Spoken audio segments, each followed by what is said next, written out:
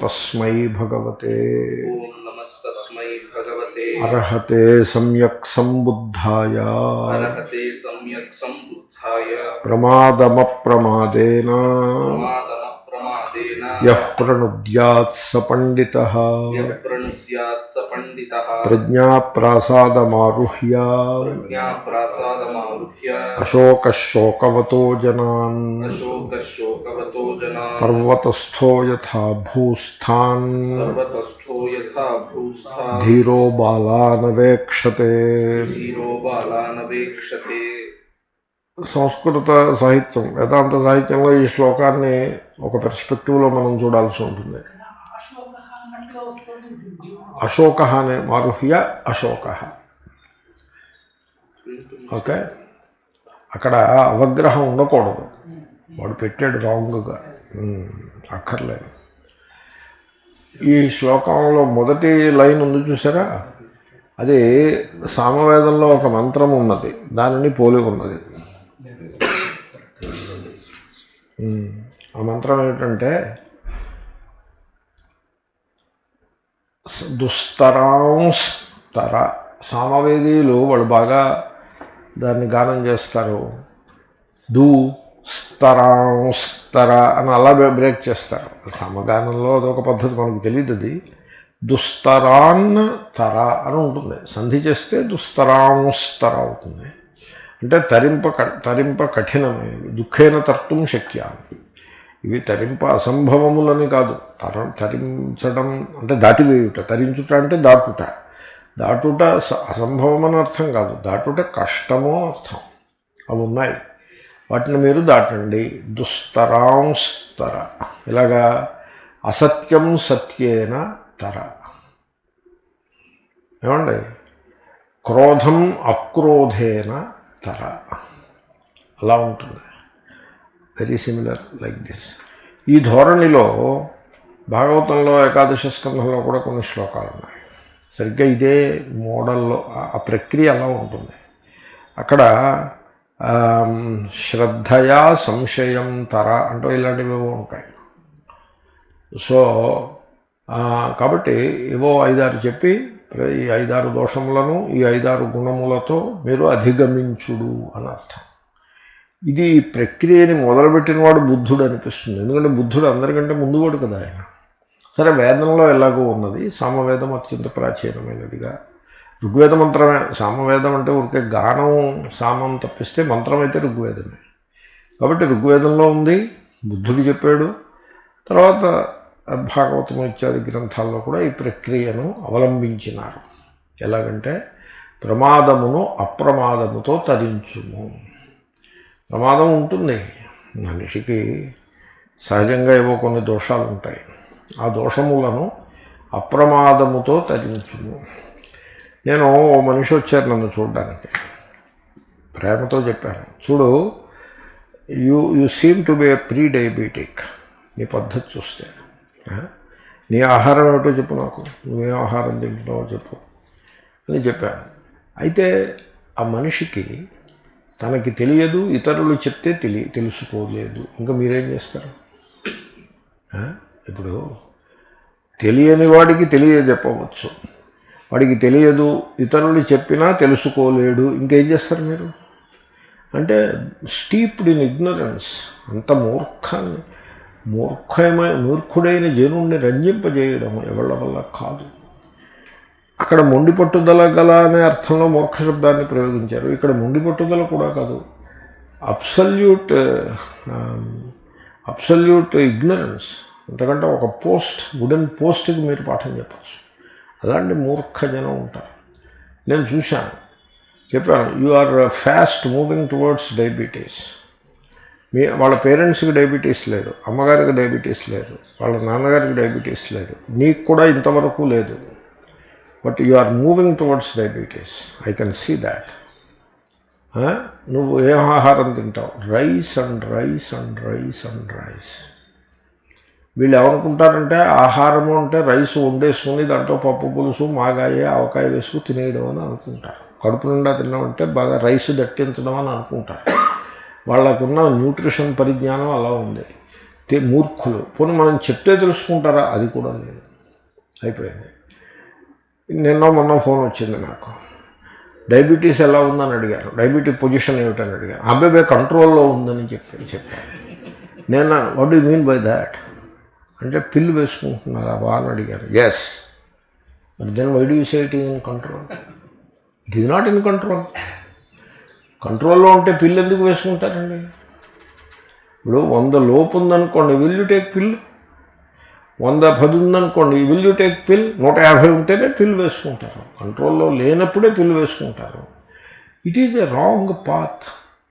ఆ పాత్లో ఆ మనిషి పయనిస్తోంది. అది the path is, it has a prognosis to it. ఆ ప్రోగ్నాసిస్ ఏమిటంటే, ఈ పిల్లుకి టాలరెన్స్ వస్తుంది క్రమంగా. అప్పుడు ఇంకో పిల్లు, బెటర్ పిల్లు వాడాల్సి ఉంటుంది. Series of family higher power వాడాలి, higher dose, and then higher better quality of pill. And a stage will come when pill will not work anymore. Then insulin injection ఇవ్వాల్సి ఉంటుంది. సో అప్పుడు insulin injections కొనుక్కుని self injection లేదా ఎవడెవడు inject చేస్తూ ఉంటాడు. ఆ తర్వాత ఇన్సులిన్ ఇంజెక్షన్ తోటి కొన్ని ఏళ్ళు, 2, 3, 4 ఏళ్ళు నడుస్తుంది. ఈ లోపల అదర్ సైడ్ ఎఫెక్ట్స్ ప్రారంభం అవుతాయి. బీపీ వస్తుంది, హార్ట్ కాంప్రమైజ్ అవుతుంది, ఇంకా అన్నీ ప్రారంభం అవుతాయి.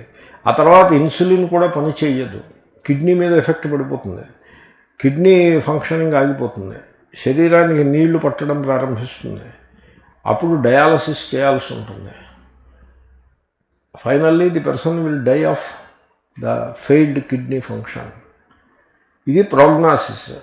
ఈ ప్రోగ్నాసిస్ మీరు ఎవరికి చెప్తారు? మూర్ఖుడికి ఏం చెప్తారు? వాళ్ళు ప్రమాదంలో ఉండిపోయినారు. ఆ ప్రమాదమును వాళ్ళు జయించాల్సి ఉంటుంది. దేనితో జయిస్తారు? కొంతమంది ఈ మధ్యన the country club Vedantins they said, you overcome it by prayer. ప్రేయర్తో ఓవర్కమ్ చేస్తాం ప్రమాదాన్ని. అప్రమాదంతో ఓవర్కమ్ చేస్తారా? ప్రమాదాన్ని ప్రేయర్తో ఓవర్కమ్ చేస్తారా? ప్రేయర్ అంటే అదేదో ట్రంప్ కార్డు అనుకుంటున్నారు వీళ్ళు.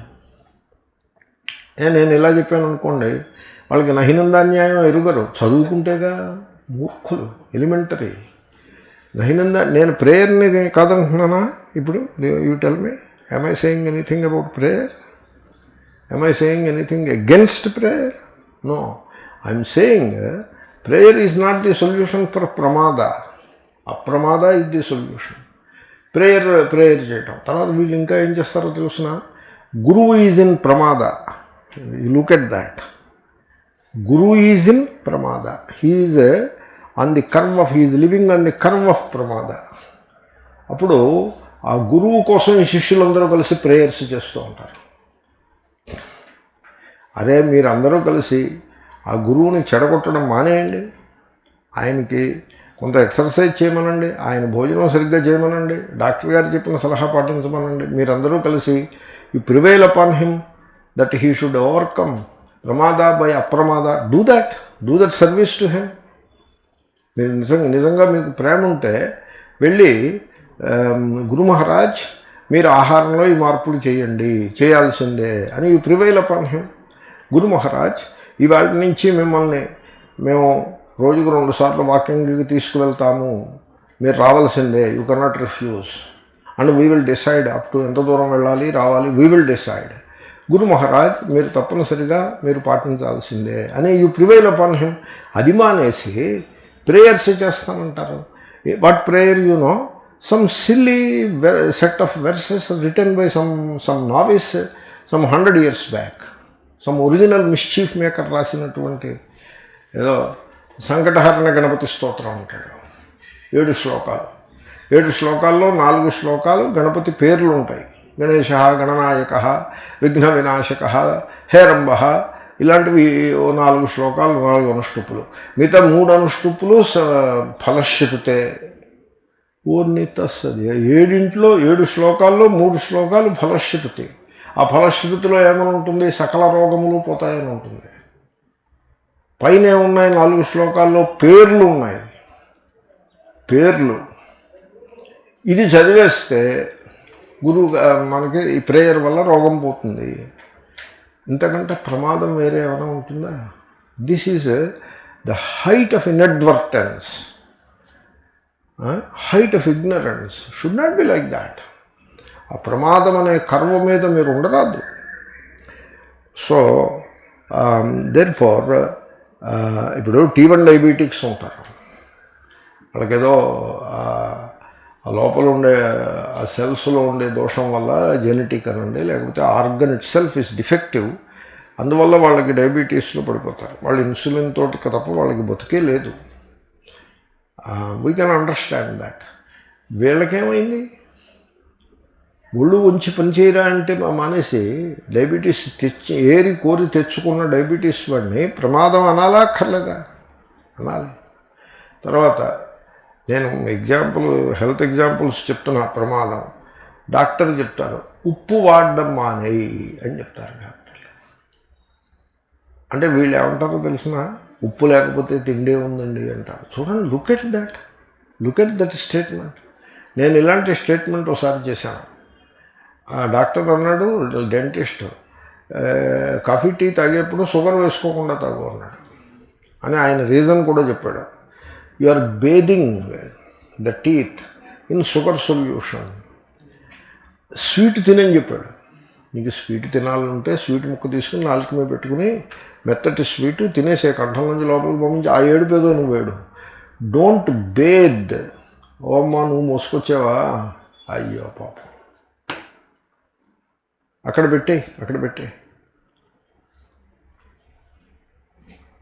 నేను వచ్చేవాడిని.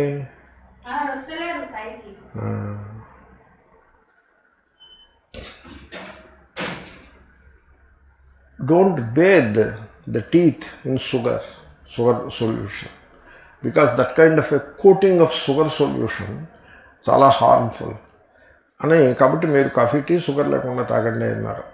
నాకు తెలియకుండానే అసంకల్పిత ప్రతీకార చర్యలాగా how can I drink tea without sugar అని అడిగాను నేను.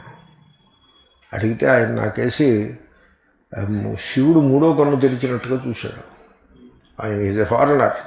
ఆయన పేరు కూడా నాకు గుర్తే, చాలా మంచి డాక్టర్, అయాన్ కార్లిస్ అని. కళ్ళు ఇలా పెట్టి చూశాడు. వాట్ ఆర్ యూ టాకింగ్ అన్నాడు. I already understood my mistake. I said I'm sorry. Okay, you say sorry, I appreciate it.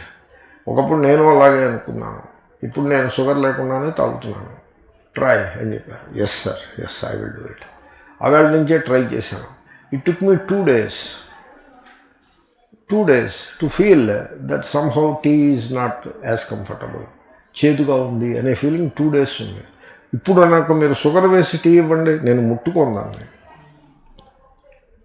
ప్రమాదమును అప్రమాదంతో జయించాలి. You have to accept your defect, receive the advice.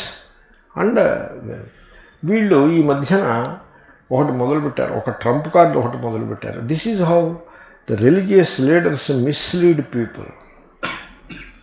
ఆ trump card ఏమిటంటే prayer and ritual. Prayer and ritual are the trump cards. ఆ trump card అంటే తెలుసు కదా మీకు, ఏ card పొజిషన్లోనైనా దాన్ని పెట్టుకోవచ్చు. It can serve any position. Prayer and ritual are the trump cards.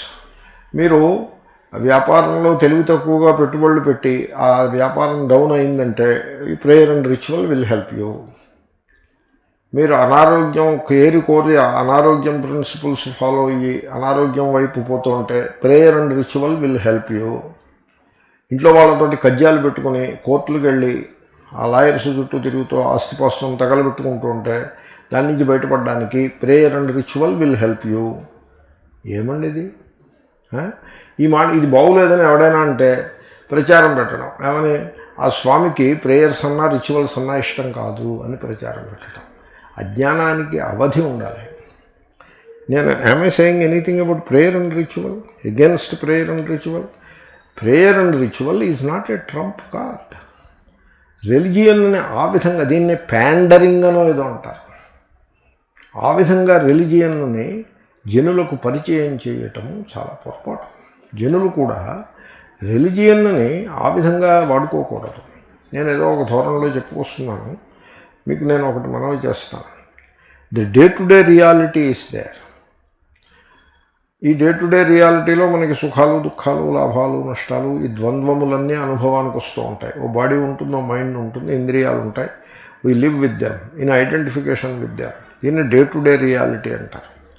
Then there is a thing called religion. True religion. True religion ఏమిటో తెలుసునండి, లేకపోతే మీరు వేదాంత అనదలుచుకుంటే అనొచ్చు. ట్రూ రిలిజియన్ అన్నా వేదాంత అన్నా ఒక్కటే. You know what it is? It is transcendental in nature. దాని స్వభావములు స్వరూపము చేతనే దట్ ఈస్ ట్రాన్సెండెంటల్. అంటే it doesn't fit in to the day to day reality. You cannot take it down in to the day, make it part of the day to day reality. You have to drop the day-to-day reality behind and go there. That is called transcendental. ఇప్పుడు గాయత్రి మంత్రం ఉందనుకోండి. గాయత్రి మంత్ర is teaching you something. It is drawing your attention to a truth. ఒక సత్యం వైపు మీ మనస్సున్నది ఉన్ముఖం చేస్తోంది. ఎటువంటి సత్యము? ఏ సత్యమైతే ఈ day to day reality సుఖ దుఃఖాలు రాగద్వేషాలు మొదలైన ద్వంద్వములకు అతీతమైనదో, ట్రాన్సెండెంటల్ రియాలిటీ ఒకటి గలదు, ద వన్నెస్. దానివైపు ఈ మంత్రము మీ దృష్టిని ప్రసరింపజేస్తోంది. It is not trying to do anything with your day to day reality. అయితే వీళ్ళు ఎలా పెట్టారో చెప్పమంటారా? గాయత్రీ మంత్రాన్ని 1,00,000 జపించి 10,000 తర్పణం చేసి 1000 హోమం చేస్తే సంతానం కలుగుతుంది అని పెట్టాడు. చూడండి, look at that. This is called priest craft. It's okay, I'm not against priests, I'm against priest craft only. It is not a criticism, it is a critiquing. It's okay, priest అంటే అలాగే ఉంటారు, we understand. What about Vedantins? They should understand. Therefore ఇది ప్రమాదము. అంటే ఏమిటి? The రియాలిటీని మీరు day to day లెవెల్కి దాన్ని దిగజార్చి దాన్ని ఉపయోగించి ఈ సంసారాన్ని ఏదో ఉద్ధరించాలని ప్రయత్నం చేయటం అన్నది that it self is a weakness of the mind. You have to overcome it. ప్రమాదము అనేక రకాలుగా ఉంటుంది. నేను రోజుకు ఒక లక్షణం చెప్తున్నా ప్రమాదాన్ని. కొత్తగా ఎన్ని రకాలుగా ప్రమాదం ఉండే అవకాశం ఉన్నదో అదంతా చెప్పుకొస్తున్నా. ఈవేళ ఫిజికల్ హెల్త్ బేసిస్గా మీకు ప్రమాదం గురించి చెప్పినాను. అటువంటి ప్రమాదమును మీరు అప్రమాదముతో జయించుడు. మీరు యోగా చేయాల్సి ఉంటుంది.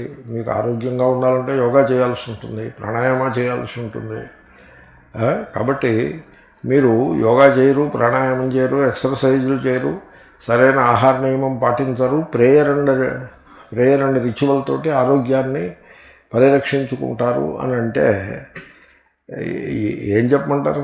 What can I say about it? ఒక ఆయన కూర్చొని ఏదో ఉద్ధరణి నీళ్లు పెట్టుకుని ఏదో నీళ్లు ఇలా పోసుకుంటూ ఏదో చేస్తున్నాడు. నేను ఆయన అడగలేదు మీరేం చేస్తున్నారు, ఆయన ఏదో అనుష్ఠానం చేసుకుంటున్నారు. ఊరికి అనుకోకుండా నేను వెళ్ళాను. మీరు ఏం చేస్తున్నారని నేను అడగలేదు, ఆయనే చెప్పారు. రండి స్వామీజీ కూర్చోండి, నేను సూర్య నమస్కారాలు చేస్తున్నాను, వచ్చేస్తున్నాను. నేను స్టన్ అయిపోయాను. సరే, ఆయన ఫినిష్ చేసి వచ్చారు 5 నిమిషాలు. ఏమిటి మీరు సూర్య నమస్కారాలు చేశారా ఇంతవరకు అంటే? అవునండి, 108 చేశాను. ఇది అక్కడ ఇలా కూర్చుని 108 సూర్య నమస్కారాలు చేశారా? అలా చేస్తారా సూర్య నమస్కారాలు? ఏమయ్యా, మెదడు తలలో ఉందా మోకాల్లో ఉందా నీకు? సూర్య నమస్కారాలు ఇలా కూర్చుని నడుము వంచి కూర్చుని ఇలా బద్దలాగా చేస్తారా? నీకు సూర్య నమస్కారాలు ఎలా చేస్తానో చూపిస్తాను రా వీధిలోకి రా. చేస్తావా? సూర్య నమస్కారం చేపిస్తాను. This is how people are. ఆయన ఏం చేస్తాడు? ఏదో అనువాకం తీసుకుంటాడు, అదో ఓసారి ఆ సత్యసారి వర్తిస్తాడు. సూర్యదేవాయ నమః అని ఒక చింత పిక్క పక్కన పెడతాడు. అలాగే 108 చేస్తాడు. అది సూర్య నమస్కారం. అది సూర్య నమస్కారం. సూర్య నమస్కారం అలా ఉండదు. సూర్య నమస్కారం ఇంట్లో కూర్చొని చేయరు, ఎండలోకి వెళ్ళి చేద్దాం. రాదు, ఉదయిస్తున్నాడు అప్పుడే సూర్యుడు. కమ్ స్టాండ్ దేర్, గోజిబెట్టు, లంగోట కట్టు, నీకు ఎలా చేయాలో చూపిస్తా. మంత్రం కూడా చెప్తాను, దానికి మంత్రం కూడా ఇంత పొడుగు మంత్రం అక్కర్లా, ఓం హ్రాం మిత్రాయ నమః అంటే సరిపడుతుంది. అది సూర్య నమస్కారం. కాబట్టి మీరు సూర్య నమస్కారాలు చేయాలి, ఇవన్నీ చేయాల్సి ఉంటుంది. చేసి ఒక సోమరిధనము ఏది డెవలప్ అయిందో ఫిజికల్, దాన్ని మీరు అలర్ట్నెస్ తోటి ఉత్థానశీలముతోటి జయించాల్సి ఉంటుంది.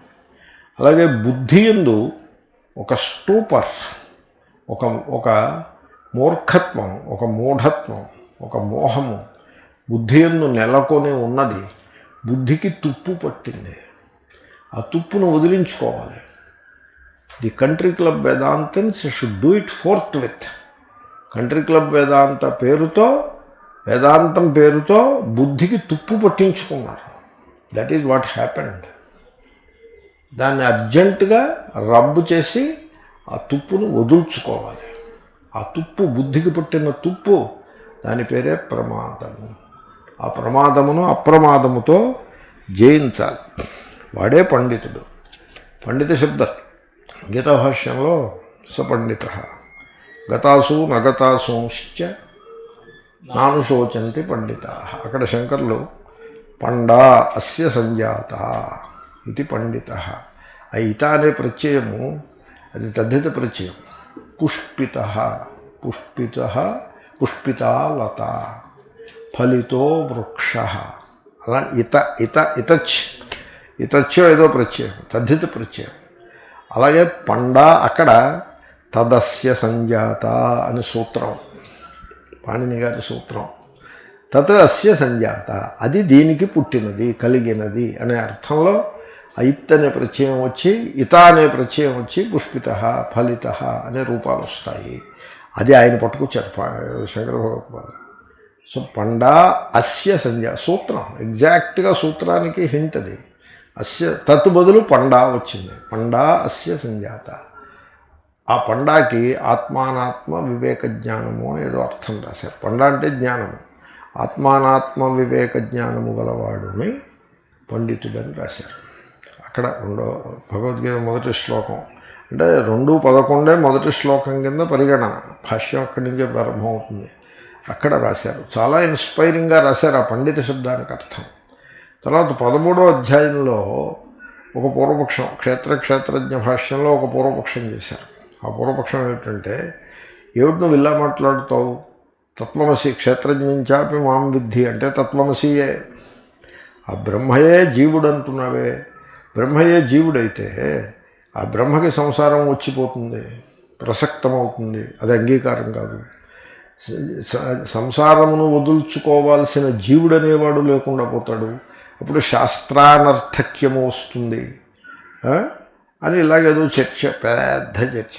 ఆ చర్చ అంతా అయిన తర్వాత దానికి అన్నిటికీ సమాధానాలు చెప్పాక అప్పుడు ఒక పూర్వపక్షం, నువ్వేమో దేహము ఆత్మ కాదంటావు, జీవుడు బ్రహ్మే అంటావు. బ్రహ్మ దేహంలో ప్రకటమైనది, అంత మాత్రం చేత దేహానికి ఉండేటువంటి హద్దులు ఆ బ్రహ్మకి ఉండవు. బ్రహ్మ ఆత్మయే బ్రహ్మ నువ్వు అంటావు. కానీ మేము చూసాం చాలామంది మహావిద్వాంసులు, పండితులు కూడా దేహాభిమానం కలిగి ఉన్నట్లుగా మాకు అనుభవంలో కనపడుతోంది. నువ్వు చెప్పేది చాలా ఉటోపియన్ థింకింగ్గా ఉంది తప్ప దానికి ఏమీ ప్రాక్టికాలిటీ లేదు అని పూర్వపక్షం. నేను పూర్వపక్షాన్ని నా మాటల్లో చెప్పాను. You have to look for it. అక్కడ పండిత శబ్దాన్ని పూర్వపక్షం వాడతాడు. అంటే అప్పుడు శంకరులు దానికి వెటకారంగా సమాధానం చెప్తారు. ఏమంటారో తెలుసిన, తేషాం పాండిత్యం యత్ ఇదమేవ తేషాం పాండిత్యం యత్ క్షేత్రే ఆత్మదర్శనం అని అంటారు. దేహాన్ని చూసి దాన్ని ఆత్మ అనుకోవడం ఇదే వాళ్ళకున్న పాండిత్యం రా. అంతకంటే వేరే దేహము అనాత్మ, క్షేత్రము అది అనాత్మ, దాన్ని ఆత్మగా భావించటం అది వాళ్ళ పాండిత్యం. అంతకంటే వేరే పాండిత్యం లేదు అని వెటకారంగా అంటారు. తెలిసిందండి. సో అంటే ఆయన అభిప్రాయం వాళ్ళు పండితం మన్యులే కానీ పండితులు కాదు. తర్వాత పండితాపసద అని ప్రయోగం చేశారు ఎక్కడో భాష్యంలో, నాకు గుర్తు రావట్లేదు. పండితాపసదాహ అన్నారు. అపసద అంటే సూడో. వాళ్ళు సూడో పండితులు, యథార్థమైన పండితులు కాదన్నారు. ఒకచోట వాళ్ళ పాండిత్యం ఏమిటో నాకు తెలుసు, వాళ్ళ పాండిత్యం ఏమిటో తెలిసిన క్షేత్రమునందు ఆత్మదర్శనమే వాళ్ళ పాండిత్యం అని వెటకారం చేశారు. So so the point is పండిత. ఎవడు పండితుడంటే డిగ్రీలు సంపాదించినవాడు, టైటిల్స్ సంపాదించినవాడు కాదు పండితుడు. ఆ శంకరులు చెప్పిన దాన్ని చూస్తే ఎవడికైతే ఆత్మానాత్మ వివేక జ్ఞానము జ్వలంతముగా ప్రకాశిస్తూ ఉంటుందో వాడు పండితుడు. ఆ పండిత శబ్దాన్ని శ్రీకృష్ణుడు చాలా ప్రేమగా ప్రయోగించినాడు. దాన్ని సపండిత తే పండితా అని, నాను శోచంతి పండితా. అసలు ప్రారంభంలోనే ఆ శబ్దాన్ని ఎంత ప్రేమగా, ఎంత ఉదాత్తమైన అర్థంలో దాన్ని ప్రయోగించారో చూడండి. బుద్ధుడు కూడా అలాగే ప్రయోగిస్తున్నాడు, పండిత. వాడండి పండితుడంటే. వాడు ఎవడైతే తన యందలి ప్రమాదమును గుర్తించి దానిని అప్రమాదముతో త్రోసిపుచ్చుతాడో వాడు. నుద ధాతువు, నుద ప్రణుద్యాత్. ఎవడైతే దానిని త్రోసిపుచ్చుతాడో, త్రుంచివేస్తాడో, అది త్రుంచివేయుట, అది ధాతువుకు అర్థం. ఆ ప్రమాదమును త్రుంచివేయుట, కట్ చేసి పారేయటం, అలా సర్జరీ చేసినట్టు చేసేయటం. ప్రణుద్యాత్, సర్జికల్లీ రిమూవ్డ్ అన్నట్టుగా అప్రమాదంతో ప్రమాదాన్ని ఎవడైతే ఎఫెక్టివ్గా తీసి పారేస్తాడో వాడు పండితుడంటే. తర్వాత యోగ దర్శనంలో పతంజలి యోగ సూత్రాల మీద ఏవేవో వ్యాఖ్యానాలు ఉన్నాయి. ఒక వ్యాఖ్యానంలో ఒక చోట ఓ శ్లోకాన్ని కోట్ చేశారు. ఆ శ్లోకం ఏమిటంటే భూమిష్ఠానివ శైలస్థ అని మొదలుపెట్టి ప్రజ్ఞాప్రసాదమారుహ్య భూమిష్ఠానివ శైలస్థ అంటూ ఏదో ఒక శ్లోకము గలదు. ఆ శ్లోకం అక్కడ రాశారు. అక్కడ ప్రజ్ఞాశబ్ద సందర్భంలో ఎక్కడ యోగ దర్శనంలో రాసి ఆ టీకాకారుడు ఏమన్నాడంటే అది విజ్ఞాన భిక్షువు యొక్క వృత్తియా లేకపోతే శంకరాచార్యుల టీక అనేది ఒకటి ఉన్నది, అది శంకరాచార్యులదేం కాదు, ఎవరో ఇంకో శంకరాచార్యులది.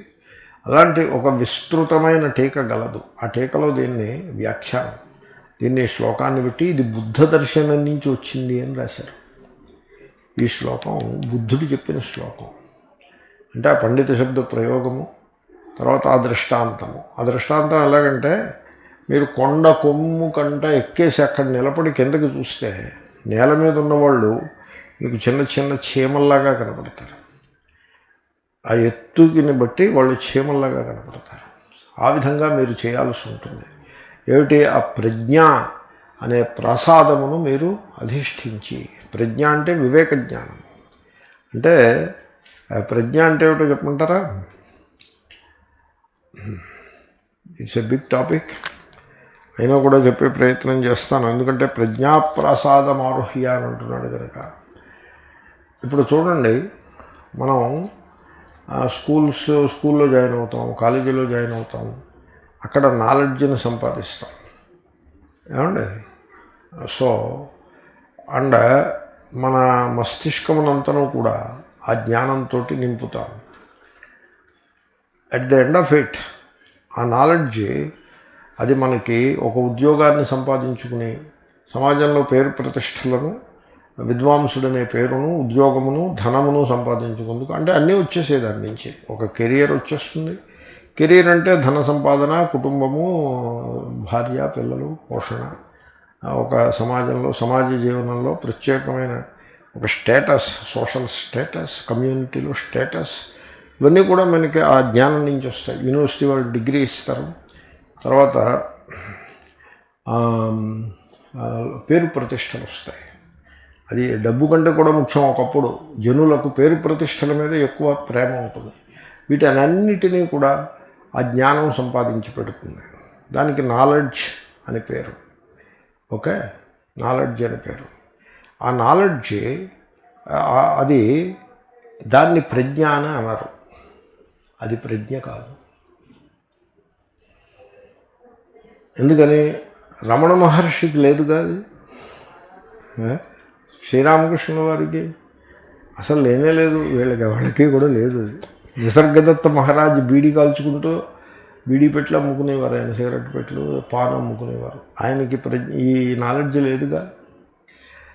మహాత్ములు ఏమంటారంటే దాన్ని మీరు నాలెడ్జ్ అని అన్నారు, దానికి జ్ఞానం అని పేరు పెట్టారు. ఇక్కడ సత్యం జ్ఞానం అనంతం బ్రహ్మ దగ్గర జ్ఞానం అని ఇంకో మాట వినపడుతూ ఉంది. ఇదేది ఒకటి కాదుగా, ఒకటి అవ్వలేదు. How can it be the same? There must be important distinction between the two. తర్వాత ఆత్మజ్ఞానము అని ఇంకో మాట అంటున్నారు. ఆత్మజ్ఞానం అంటే మరి ఈ యూనివర్సిటీల్లో బోధించేటువంటి జ్ఞానం ఏదైతే కలదో ఆ జ్ఞాన శబ్దము యొక్క అర్థము, ఆత్మజ్ఞానము అన్నప్పుడు ఉన్న జ్ఞాన శబ్దానికి అర్థము రెండో ఒకటి కాదుగా. ఆ జ్ఞానం అనే మాటలోనే ద మీనింగ్స్లోనే ఒక డిఫరెన్స్ ఇన్ లెవెల్ ఉన్నది. మీరు శబ్దప్రయోగాన్ని వ్యతిరేకిస్తున్నాను నేను మీరు అనుకోవద్దు. శబ్దప్రయోగం ఉన్నది, మనం కాదన్నానికి మనం ఇవ్వడం. బట్ ఆ శబ్దమును మీరు సందర్భానికి తగ్గట్లుగా సరిగ్గా అర్థం చేసుకోవాల్సి ఉంటుంది. ఇప్పుడు చిన్నపిల్లవాడికి కూడా తెలుస్తుంది ఏమని, నిప్పులో వేలు పెడితే కాలును అని చిన్నపిల్లవాడికి కూడా తెలుస్తుంది. ఓకే, వీడు యూనివర్సిటీ వెళ్ళి చదువుకుని వచ్చి ఫిజిక్స్లో ప్రొఫెసర్ అయ్యి వీడు గొప్ప జ్ఞానము కలిగి ఉన్నాడు. ఆ జ్ఞానంతో వాడు సమాజంలో ప్రతిష్ఠితుడై ఉన్నాడు, పండితుడిగా పేరు చెందినాడు. ఇప్పుడు చిన్నపిల్లవాడికి కూడా తెలుసు, ఏ చదువు సంధ్య లేని బుడతడకి కూడా తెలుసు ఏమని, నిప్పులో వేలు పెడితే కాలుతుంది. అది వాడు యూనివర్సిటీకి వెళ్ళి నేర్చుకున్నది ఏమీ కాదు. ఓకే, తర్వాత ఎక్కడైనా నిప్పు కనపడింది అనుకోండి, నిప్పు కనపడితే టక్మని చేయి వెనక్కి లాక్కుంటాడు. ఓకే, ఇప్పుడు మీరు చెప్పండి, యూనివర్సిటీకి వెళ్ళి చదువుకొచ్చిన జ్ఞానము నిప్పు కనపడిన వెంటనే టక్మని చేయి వెనక్కి తీసుకుని ఇట్లా చేసిన జ్ఞానము రెండో ఒకటే అంటారా? రెండో ఒకటి కాదు. దీనికి ప్రజ్ఞ అని పేరు. ఇది యూనివర్సిటీల్లో నేర్పరు దీన్ని. అంటే దాని అర్థం మళ్ళీ మీరు నహినందాన్యాయాన్ని సరిగ్గా అర్థం చేసుకోవాలి. యూనివర్సిటీ నాలెడ్జ్ అవసరం లేదు అని నేను అంటున్నానా? అంటలేదు. ఆ నాలెడ్జ్ మీకు అవసరం. ఆ నాలెడ్జ్ యొక్క స్వరూపం ఏమిటో తెలుసునా, దాని మెకానిజం ఏమిటో తెలుసునా అండి? It is accumulated information. What you call knowledge in the context of university education is accumulated information. చయనము అంటారు. చయనము చేసుకున్నాడు, ఇటకల్ని పోగేసుకుంటాడు యజ్ఞశాలలో. చయనము అంటే అక్యూములేటింగ్. సో మీరు జ్ఞాన సంచయనము చేసినారు. సంచయనము అని ఒక పదం ఉన్నది, విన్నారేమో మీరు. అంటే ప్రోగు చేసుకుంటా యూనివర్సిటీకి వెళ్ళి, అంచేతనే దానికి సెమిస్టర్స్ ఉంటాయి. 10+3+2 అనే ఒక స్కీమ్ ఉంటుంది. ఆ స్కీమ్ ప్రకారంగా మీరు ఆ జ్ఞానాన్ని సంపాదించుకుంటారు. ఆ జ్ఞానము, దానికి జ్ఞానం అని పేరు పెట్టారు. ఓ మహాత్ముడు అన్నాడు, దాన్ని జ్ఞానమండం కంటే ఒక నైపుణి అంటే బాగుంటుంది అన్నాడు. స్కిల్. ఇప్పుడు ఆటోమొబైల్ ఇంజనీరింగ్ చదివి బయటకు వచ్చాడు, వాడు జ్ఞానం సంపాదించాడా, నైపుణ్యాన్ని సంపాదించాడా? You tell me. అలాగే ఫిజిషియన్గా డాక్టర్ కోర్స్ చదివి బయటకు వచ్చాడు, జ్ఞానం సంపాదించాడా, నైపుణ్యాన్ని సంపాదించాడా? He acquired a skill. Even mathematics టీచర్గా బయటకు వచ్చాడు, మ్యాథమెటిక్స్ ఎవరికో పాఠం చెప్తున్నాడు. He acquired a skill. దానికి స్కిల్ అని పేరు పెట్టమన్నారు. దాన్ని మీరు నాలెడ్జ్ అనొద్దన్నారు. ఎందుకంటే నాలెడ్జ్ అనే పదాన్ని రిజర్వ్ చేసి పెట్టుకున్నాం, కంగారు పడి దాన్ని మీరు యూటిలైజ్ చేసేయద్దు. Or simply in that context knowledge అంటే స్కిల్ అని అర్థం. అంచేతనే మనం యూనివర్సిటీలో నేర్చుకునేది ఒక స్కిల్. ఈవెన్ మహాత్మా గాంధీ గారు కూడా ఏమన్నారంటే, university is imparting literacy but not education అన్నాడు. లిటరసీ వస్తుండే తప్ప వీళ్ళకి ఎడ్యుకేషన్ రావటం లేదు అని అన్నాడు. ఈ ఐఏఎస్ ఆఫీసర్స్ అందరూ వీళ్ళు కూడా హైలీ లిటరేట్గా ఉన్నారే తప్ప ఎడ్యుకేటెడ్ అయితే కాదు అని అన్నాడు. ఆ తేడా మీకు అర్థమైందా? కాబట్టి నేను ఇప్పుడు ఇక్కడ నాలెడ్జ్ అనే పదాన్ని మీరు లిటరసీ అనే అర్థంలో వాడారు. What is literacy? You called it knowledge. In a different way to అదే విషయాన్ని ఇంకోలా చెప్పడం. What is a skill? మీరు దాన్ని నాలెడ్జ్ అంటున్నారు. కాబట్టి ఈ ప్రజ్ఞ అనే పదాన్ని నాలెడ్జ్ అనే పదంతో మీరు కన్ఫ్యూజ్ చేయవద్దు. ఆ తేడా మీకు నేను స్పష్టంగా చూపిస్తా. ముందు నాలెడ్జ్ గురించి కొంత ఎక్కువగా చెప్తున్నాను.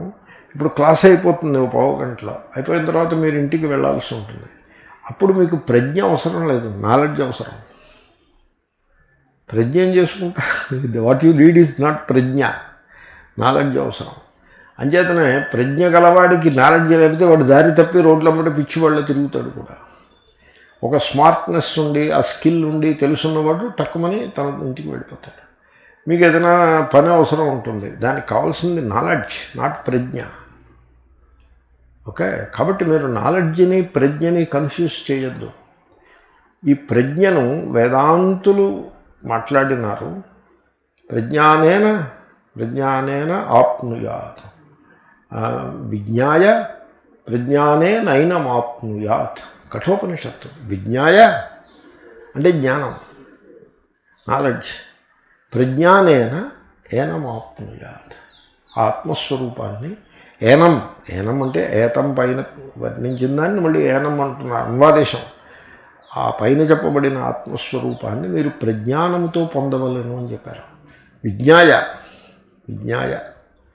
అంటే విజ్ఞానం వేరు, ప్రజ్ఞానం వేరు. విజ్ఞానం ఈజ్ నాలెడ్జ్.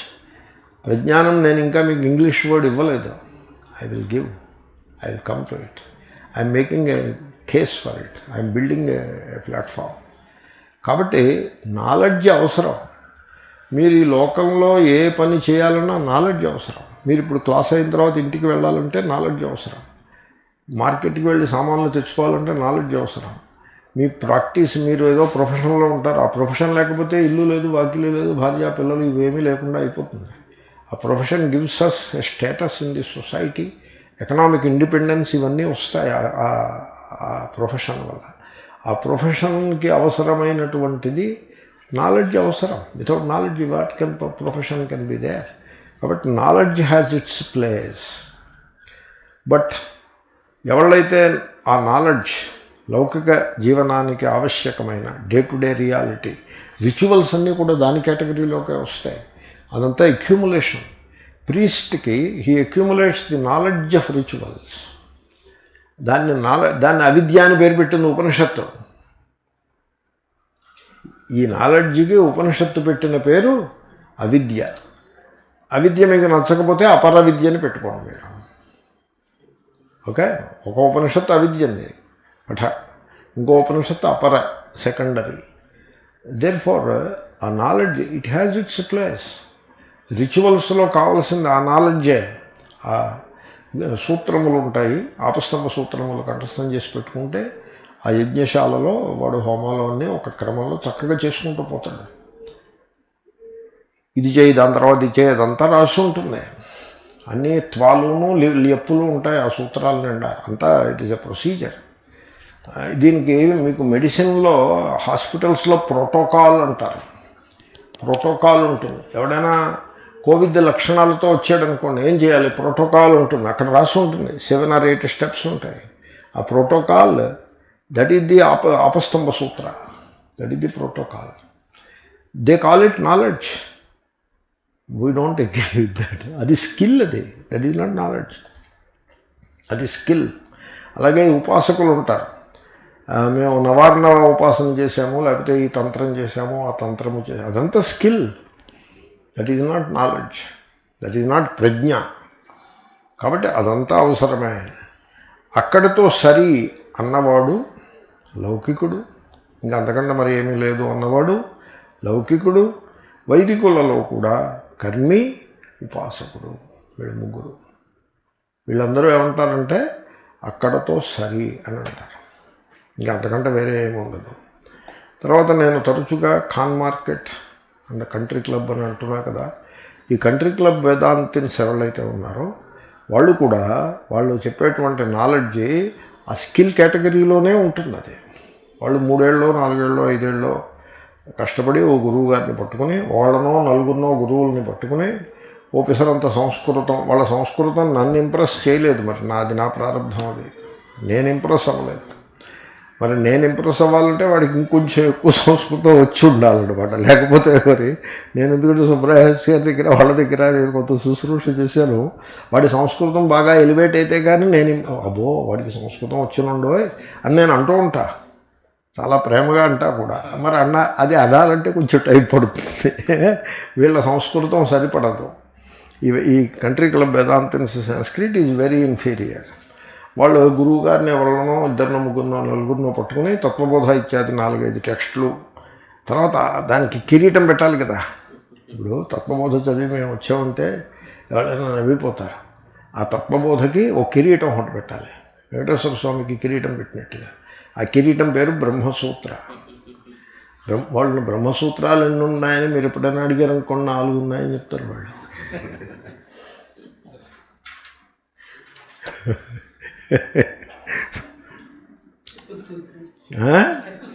చతుస్సూత్రేణ పండిత, అది కిరీటం. వాడదేం సరిగ్గా చదవడం, ఆ చతుస్సూత్రి సరిగ్గా చదివితే బాగానే ఉంటుంది.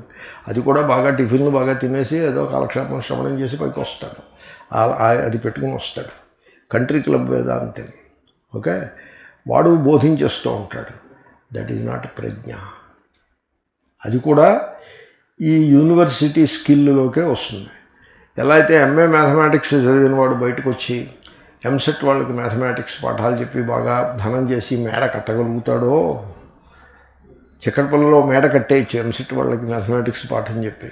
అలాగే ఈ కంట్రీ క్లబ్ వేదాంతన్స్ కూడా కంట్రీ క్లబ్లో మెంబర్లను చేర్చుకుని బాగా డబ్బున్న వాళ్ళని వీళ్ళని వాళ్ళకి కొద్దిగా ఈ వేదాంతం బోధించి, ఇక్కడ అక్కడ ఒక ఐఏఎస్ ఆఫీసర్ కూడా ఆఫీసర్ అంత వేదాంతాన్ని బోధించి వాళ్ళ అఫీషియల్ పవర్ని స్వంత కార్యాలకు వాడుకుంటూ అలా కాలక్షేపం చేస్తూ ఉంటారు. ఆ వేదాంతం, that Vedanta, even that doesn't come under the category of ప్రజ్ఞ. ఎందుకని? Why? Because that is accumulated knowledge, సంచయనము చేసిన నాలెడ్జ్, అక్యూములేటెడ్ నాలెడ్జ్. ప్రజ్ఞ అన్నది ఇట్ ఈజ్ నాట్ అక్యూములేటెడ్. ఏమండి, ఈ ప్రజ్ఞల గురించి చెప్పడం ఎప్పుడూ కష్టమే. అంచేతనే నేను తేలికైంది మీకు విస్తారంగా చెప్పాను. తేలికైంది ఏమిటి? నిషేధముఖం. ఏది ప్రజ్ఞ కాదో చెప్పాను ఇంతవరకు. ఏది ప్రజ్ఞ కాదో చెప్తూ లౌకిక విద్యలు ప్రజ్ఞలోకి రావని చెప్పాను. వైదిక విద్యలు కర్మ ఉపాసనలు కూడా ప్రజ్ఞలోకి రావు అని చెప్పాను. కంట్రీ క్లబ్ వేదాంత అధ్యయనం కూడా ప్రజ్ఞలోకి రాదు. ఈ కంట్రీ క్లబ్ వేదాంతిన్స్ వాళ్ళు ఆ చిలక పలుకుల వలె ఆత్మ బ్రహ్మ అంటూ వాళ్ళు 3 ఏళ్ళు 4 ఏళ్ళు 5 ఏళ్ళు ఒక స్కీము 10+2+3 స్కీము లాంటి స్కీమును పోలిన ఒక స్కీమును పట్టుకుని ఆ చిలక పలుకులను సంపాదించి, ఆ పలుకులు, ఆ టెర్మినాలజీని పట్టుకుని, ఆ టెర్మినాలజీ కరస్పాండింగ్ ఐడియాస్ ఏవో ఇక్కడ పెట్టుకుని సంచయనం చేసి వీటినే మళ్ళీ పంచిపెడుతూ వాళ్ళు లోకంలో ఒక ప్రొఫెషనల్గా, వేదాంతిక్ ప్రొఫెషనల్స్గా ముందుకి దూసుకుపోతూ ఉంటారు. They can do that very effectively. అంతవరకే. ఆత్మజ్ఞానానికి దానికి సంబంధమేమీ లేదు. మరి ఇంక ఆత్మజ్ఞానం ఏమిటి? What is this? నువ్వు మొత్తం అంతా డిస్మిస్ చేసి పారేస్తే ఇంకేం మిగలలేదు కదా. అంచేతనే నేను దృష్టాంతం చెప్తున్నా. దృష్టాంతం ఏంటంటే, పిల్లవాడికి నిప్పు కనపడిన వెంటనే చేయి వెనక్కి తీసుకుంటాడు. అది ప్రజ్ఞ. అది దాన్ని ఇంటలెక్ట్ కాదు, అది it is intelligence.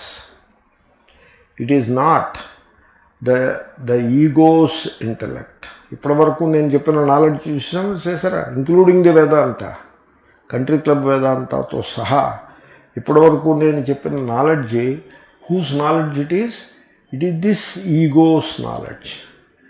For what purpose? For the egoic fulfillment or egoic aggrandizement. Ego బదులు సెల్ఫ్ అని కూడా అనొచ్చు, స్మాల్ సెల్ఫ్. అదే ఆ నాలెడ్జ్. ఏమండి, ఈ పిల్లవాడికి కూడా తెలుసు నిప్పు దగ్గర వేలు పెడితే కాలుతుందని వెనక్కి తీసుకుంటాడు. అది it is not accumulated knowledge. మీకు అర్థమైపోతుందిగా. It is not accumulated knowledge. It is not a professional knowledge. ఆ నాలెడ్జ్ మీకు ఈ ప్రొఫెషనల్ కింద ఉపయోగించదు. It is not a skill. ఇప్పుడు నిప్పు కనబడితే చేయి వెనక్కి తీసుకోవడం, it's not a skill. Okay, it is an intelligence. Whose intelligence? It is the life's intelligence. ఇక్కడ ఉండే ఏ లైఫ్ కలదో దాని ఇంటెలిజెన్స్ అది. It is almost like cosmic ఇంటెలిజెన్స్లో భాగం అది, దట్ ఇంటెలిజెన్స్. చిన్న దృష్టాంతం చెప్పాను, ఇంకో దృష్టాంతం చెప్తా. మా చిన్నప్పుడు సోషల్ స్టడీస్ అని ఒక సబ్జెక్ట్ ఉండేది. దాంట్లో మార్కులు రావడం చాలా కష్టం. 70 మార్కులు వస్తే వాడు మహావిద్వాంసుడి కింద లెక్క. ఎందుకంటే ఎస్ఏలో అవే ఉంటాయి, మ్యాథమెటిక్స్లో వచ్చినట్టు రావు. చాలా పెద్ద సోషల్ స్టడీస్ పుస్తకం చాలా లావుగా కూడా ఉండేది. అదంతా చదువుతూ ఉండేవాళ్ళం ఏమండి. సో దాంట్లో జాగ్రఫీ అని ఒక సెక్షన్ ఉంటుంది, జియోగ్రఫీ. మేము జాగ్రఫీ అనేవాళ్ళం, ఏదో పల్లెటూరు ప్రొనౌన్సియేషను. ఆ జియోగ్రఫీలో జలపాతములలో నయాగరా జలపాతము ప్రపంచంలో కల్లా గొప్పది అనేదో ఉంది. There are many other things, జలపాతములు ఇంకా ఉన్నాయి, బట్ ఎందుకునో నయాగరా అని ఒక పేరు ఉన్నది. అది బిట్ మార్క్ కింద వస్తుంది. నేను ఈ దృష్టాంతం ఈ మధ్యనే చెప్తున్నా, బిట్ క్వశ్చన్ కింద వస్తుంది. గొప్ప జలపాతం ఏది? నయాగరా అని రాయాలి. ఈ నయాగరా తెలుగు పదము కాదు, ఓపెసరంత ఇంగ్లీష్ మనకు వచ్చు, అది కాదు, సంస్కృతం కాదు, ఏదో పిచ్చి పదం అంతేదో. అది గుర్తుపెట్టుకోవాలి, నయాగరా. అదే సోషల్ స్టడీస్లో బిట్ పేపర్ ఉంటుంది, 25 మార్కులు బిట్ పేపర్ ఉంటుంది. దాంట్లో కొన్ని మంచి మార్కులు వస్తే పాస్ అవ్వచ్చు ఈజీగా. ఆ 25 మార్కుల బిట్ పేపర్లో వాడి ఇది ఫేవరెట్ క్వశ్చను, అది అడిగాడు వాడు. జలపాతములలో గొప్పది ఏది? నేను నయాగరా అని రాసి తెలుగులో రాయొచ్చు, నయాగరా. అలా పక్కన కూర్చున్న వాడికి తెలియదు అది. వాడు నన్ను అడిగాడు ఏమిటిరా అని, గుసగుసలాడాడు. నేను వాడికి చెప్పాను నయాగరా. అది కూడా వాడికి సరిగ్గా అర్థం కాదు. అప్పుడు ఇలా తొంగి చూసి నా యా గా రా అని ఆ పదాల వరుస, నా యా రాసి మళ్ళీ చూసి గా రా రాసి ఆ 2 మార్కులు వాడు తెచ్చుకున్నాడు, నేను తెచ్చుకున్నాను. నేను పండితుణ్ణి. ఎందుకని? నిస్సందేహంగా నాకు తెలుసు ఏమని, it is Niagara. Okay, so నాకు ఫస్ట్ క్లాస్లో పాస్ అయ్యాను. సంచయనంగా తర్వాత కాలేజీకి వెళ్ళాను, యూనివర్సిటీకి వెళ్ళాను, డిగ్రీ సంపాదించాను, ఉద్యోగం సంపాదించాను. తర్వాత ఏదో సన్యాసం ఇదే అది. అమెరికా వెళ్ళాను అనుకోకుండా వెళ్ళాను. నా అంతటి నేను వెళ్ళాను. పూజ్య స్వామీజీ పిలక పట్టుకుని అక్కడ పెట్టారు. అక్కడేవో క్లాసులో నేను వచ్చేస్తుంటే ఆయన అడిగారు, నయాగరా చూసావా అని అడిగారు. అబ్బే లేదండి అన్నాను. ఎక్కడికి వెళ్ళలేదు, ఆశ్రమం ఎయిర్పోర్ట్ చూశాను, అక్కడి నుంచి నా ఆశ్రమానికి రోడ్డు అది కూడా బాగున్నాయి చూశాను, ఇంకా మళ్ళీ అక్కడికి వెళ్ళలేదు. అప్పుడు ఆ జనరల్ మేనేజర్ పిలిచి, ఈయనకి నయాగరా చూపించండిరా, మీకు 4 నెలలు పాఠం చెప్పించుకున్నారు, ఆయనకి నయాగరా వెళ్ళిపోతాను అంటున్నాడు ఇండియా 1 వీక్లో, ఈ నయాగరా తీసుకెళ్ళి చూపించి అప్పుడు ఇండియా పంపించండి, ఆయన అలా పంపించేయద్దు అని పాపం ఆయన వాళ్ళకి రికమెండ్ చేస్తే వాళ్ళేమో ఒక కారు ఒకటి ఏర్పాటు చేసి నన్ను నయాగరాకి తీసుకెళ్ళారు. వెళ్తుంటే ఆ డ్రైవ్ చేసి అమ్మగారు నన్ను అడిగి, ఓ లేడీ డ్రైవ్ చేసింది, నయాగరా నీకు తెలుసునా? నాకు తెలుసునని చెప్పాను. ఎందుకంటే నాకు 2 మార్కులు వచ్చేదాన్ని. నాకు రావడమే కాదు, నా విజ్ఞానం వల్ల నా పక్కవాడికి కూడా వచ్చారు 2 మార్కులు. తెలియకపోవడం, నయాగరా తెలియకపోవడం ఏంటి? తెలుసు. అక్కడికి వెళ్ళాను, ఆ నయాగరా ముందు నిలబడ్డాను. అప్పుడు నాకు అర్థమైంది. ఏమిటి అర్థమైందో చెప్పమంటారా? నయాగరా నేను ఎరుగాను అని అర్థమైంది. I was stunned, speechless. Not only speechless but also thoughtless. Mind silent అయిపోయింది for a few minutes. Okay, and then the brain became silent, empty. Brain is empty, mind thoughts are not there, no projections, no thoughts, no speech. Then there is a communion. ఇప్పుడు మీరు నన్ను అడిగితే Niagara నీకు తెలుసునా అని, yes I know. ఇది ప్రజ్ఞ. అర్థమైందండి? ప్రజ్ఞకి జ్ఞానానికి తేడా చూసారా? ఇప్పుడు మనకి ఇప్పుడు కావాల్సిందే, మనం ఇప్పుడేమో యూనివర్సిటీ ఎడ్యుకేషన్ కాదు కదా ఇది, మీరేం ఎంసెట్ పరీక్షలు రాయడానికి వెళ్ళట్లేదు కదా, లేకపోతే వేదాంతం కోర్సు తొందరగా ఫినిష్ చేసి మీరు కూడా ఒక కంట్రీ క్లబ్ ఒక దాన్ని మొదలుపెట్టి వేదాంత పాఠం చెప్పాలనుకుంటున్నారా? అలాంటిది ఏమీ లేదుగా. మీరు ఇప్పుడు ఆచార్యులు అయిపోవాలని అనుకుంటున్నారా? ప్రొఫెషన్ ఏం కాదుగా. కాబట్టి knowledge, you are not struggling for knowledge, you are striving to gain that ప్రజ్ఞ. ప్రజ్ఞ ఈజ్ నాట్ నాలెడ్జ్. నాలెడ్జ్ అంటే ఏమిటో చెప్పే కదా. ప్రజ్ఞ ఈజ్ నాట్ నాలెడ్జ్. ప్రజ్ఞ is intelligence. Knowledge is intellect. నాలెడ్జ్ని ఉపయోగించి ప్రొఫెషనల్గా ముందుకు వెళ్ళే వాళ్ళకి బుద్ధిజీవులు అని పేరు. అలాగా ఆ పదం వచ్చింది, బుద్ధిజీవ, హిందీ నుంచి వచ్చింది. బుద్ధిజీవులు, ఇంటలెక్చువల్స్, బుద్ధిజీవులు. బుద్ధితో జీవిస్తున్నారు, ఏదో ఎందుకు పెట్టారో అలా పెట్టారు వాళ్ళు. ఇది బుద్ధిజీవులకు సంబంధించిన జ్ఞానం కాదు. ఇది ఆత్మసాక్షాత్కారం కలవారికి మాత్రమే అనుభవానికి వచ్చే ఒక క్రియేటివ్ ఇంటెలిజెన్స్. మీరు ఆత్మస్వరూపాన్ని తెలుసుకున్నట్టుకు ఉపకరించేది ఆ క్రియేటివ్ ఇంటెలిజెన్స్. దాన్నే పతంజలి మహర్షి ఋతంభర తత్ర ప్రజ్ఞ అనే సూత్రంలో, ఆయన సూత్రంలో పెట్టాడు. సో తత్ర అంటే సమాధవు, ఋతంభర, ఋతం సత్యం బిభర్తి ఇది ఋతంభర. సత్యమును పెంచి పోషించేటువంటి లేదా సత్య సాక్షాత్కారము కలిగించేటువంటి ఒకానొక బుద్ధి కంటే అతీతమైన ఒకానొక ఎరుక. జ్ఞాన విజ్ఞాన యోగంలో దానికి విజ్ఞానం అని పేరు పెట్టారు. జ్ఞానము నాలెడ్జ్, విజ్ఞానము ప్రజ్ఞ అనే సెన్స్లో వాడారు. అది అనుభవ రూపమైనది, ప్రమాణజన్యమైనది కాదు. ప్రమాణజన్యము అంటే ఈ నాలెడ్జ్. అంటే ప్రమాణజన్యం అంటే ఎలా ఉంటుంది? ప్రత్యక్ష ప్రమాణాన్ని ఆపరేట్ చేసి కొంత తెలుసుకుంటారు, అనుమాన ప్రమాణంతో చాలా ఎక్కువ తెలుసుకుంటారు. ఇప్పుడు ఉదాహరణకి మీరు కారు నడుపుతున్నారనుకోండి, ప్రత్యక్షం యొక్క పాత్ర 1% ఉంటుంది, అనుమానమే మిగతా 99% అనుమానమే. ఇప్పుడు ఫ్యూయల్ మీటర్ చూస్తారు, అక్కడ మీకు 2 మీద కనపడుతుంది, అది ప్రత్యక్షం. 2 మీద ఉంది కాబట్టి 70% ఫ్యూయల్ ట్యాంక్ ఉంది, ఓన్లీ 30% ఎంటీ, 70% ఫుల్గా ఉంది, అది ఇన్ఫరెన్స్ మీద ఉంటుంది.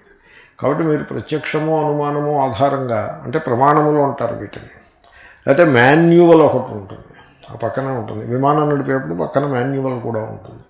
డాక్టర్లకి ప్రోటోకాల్ ఉంటుంది ప్రత్యక్ష అనుమానములకు తోడుగా.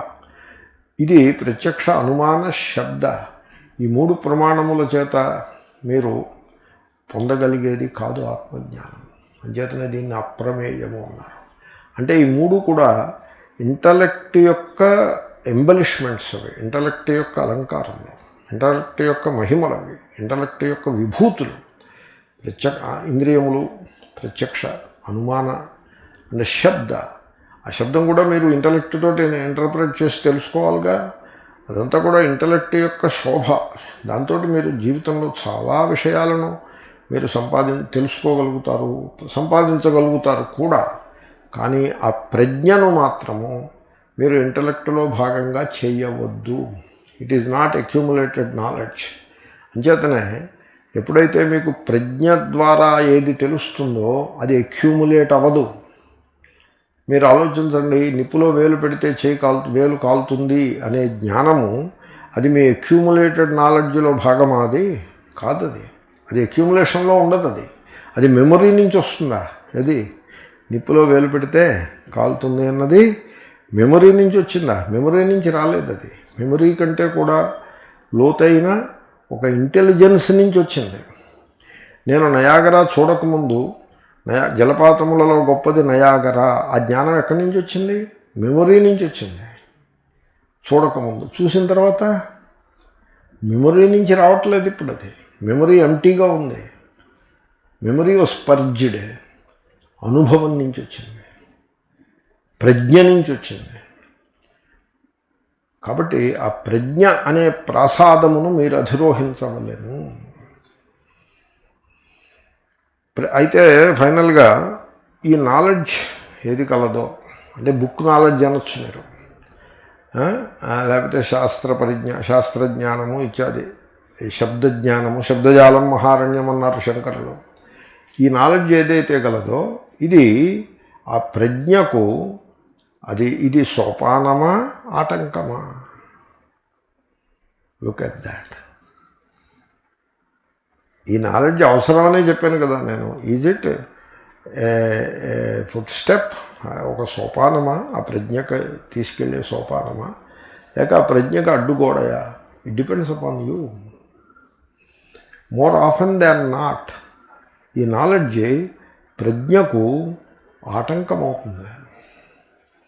ఎందుకంటే ఎవడైనా వేదాంత పండితుడు మన క్లాస్కి వచ్చి కూర్చున్నాడు అనుకోండి, వాడు అనుకుంటాడు మనకు తెలిసిన వేదాంతం అంతా అనుకుంటాడు. ఈ కంట్రీ క్లబ్ వేదాంతన్స్ అలాగే ఉంటారు. మాకు వేదాంతం తెలిసిన ఈయన ఏం చెప్తాడో చూద్దాం అనుకుంటాడు. అంటే ఇప్పుడు ఆయనకి తెలుసు కదా, నాలెడ్జ్ సంచయనం చేసి పెట్టాడు కదా, ఆ సంచయనము ఒక అడ్డుగోడలా నిలబడుతుంది. ఒక ఆయన అన్నారు, ఎవరో అన్నారు ఒక ఆయనతోటి, ఈయన వేదాంతం పాఠం చెప్తారన్న నన్ను చూపించి అన్నారు. నేను అనలేదు, నేను ఎప్పుడూ అన్నాను. అంటే ఆయన అంటాడు, ఆయన వేదాంత పాఠం మాకు తెలుసునండి, మేము ఎరుగుతాం కదా ఆయన ఎంత చదువుకున్నారనో, ఆయనకంటే ఎక్కువ చదివాం మేము గురువుల దగ్గర అంటే ఏదో అన్నాడు. నేను విమూరుకున్నా. I did not interrupt. So ఆయన అభిప్రాయం ఏమిటంటే, ఆయన వాద గ్రంథాలు చిత్సుఖి, ఖండ ఖాద్యం ఇత్యాదులన్నీ ఆయన చదివేశాడు. ఈయన చదివాడో లేదో, ఈయన వేదాంతం ఎంతటిది. ఆయన మన క్లాస్కి వచ్చి కూర్చున్నాడు అనుకోండి, మొహమాటానికి లేకపోతే సభామర్యాద కోసం మన క్లాసులో ఆయన కూర్చున్నాడు అనుకోండి, ఆయన మన కేసు ఎలా చూస్తాడు? మనం చెప్పే మాటలు ఆయనకి తెలుసున్న దాంట్లో 10వ వంతు కూడా కాదనే దృష్టితో చూస్తాడు. అలా చూస్తాడు. అయితే ప్రజ్ఞ గలవాడు ఎలా చూస్తాడు? బాలాదపి సుభాషితం అన్నట్టు. అది ప్రజ్ఞ. ఇప్పుడు మీరు చదువుకున్న విజ్ఞానం అంతా మీ బుద్ధిలో మెదులుతూ ఉందనుకోండి, కెన్ యూ లెర్న్? మీరు నేర్చుకోగలుగుతారా? నేర్చుకోలేరు.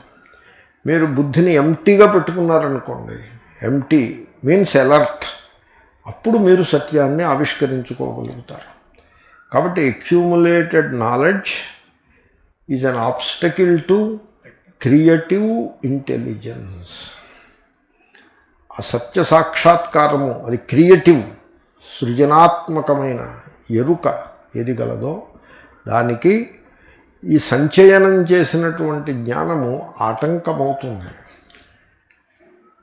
కాబట్టి జీవితం వేరు, పుస్తకాలు వేరు. పుస్తకాలు జీవితంలో ఒక చిన్న భాగము మాత్రమే. పుస్తకాలు జీవితం అనే పుస్తకాన్ని చదవటానికి జాగ్రత్తగా వినియోగించుకుంటే ఉపయోగపడతాయి. కానీ ఒక స్టేజ్ దాటిన తర్వాత పుస్తకాలను పక్కన పెట్టి జీవితపు పుటలను చదవటం నేర్చుకున్నవాడు మాత్రమే ఆ ప్రజ్ఞాప్రాసాదమును అధిరోహించి ఆత్మస్వరూపాన్ని తెలియగలుగుతాడు. కాబట్టి ఆ ప్రజ్ఞ అనే పదాన్ని ఇదమిత్తంగా చెప్పడం అదేమీ కాదు. ఏది ప్రజ్ఞ కాదో మాత్రమే చెప్పగలుగుతామే కానీ ఏది ప్రజ్ఞయో అది మీ ప్రజ్ఞతోటి మీరు తెలుసుకోవాల్సి ఉంటుంది. ఓకే, కనుక అటువంటి ప్రజ్ఞాప్రాసాదమనే చెప్పారు తప్ప మహాత్ములు శాస్త్ర పాండిత్య ప్రాసాదమును అధిరోహించి అని ఎక్కడా చెప్పలేదు. ఆ తేడాని మనం తెలుసుకోవాల్సి ఉంటుంది. కంటిన్యూ చేద్దాం. ఓం పూర్ణమదః పూర్ణమిదం పూర్ణమాదాయ పూర్ణమేవావశిష్యతే. ఓం శాంతి శాంతి శాంతి.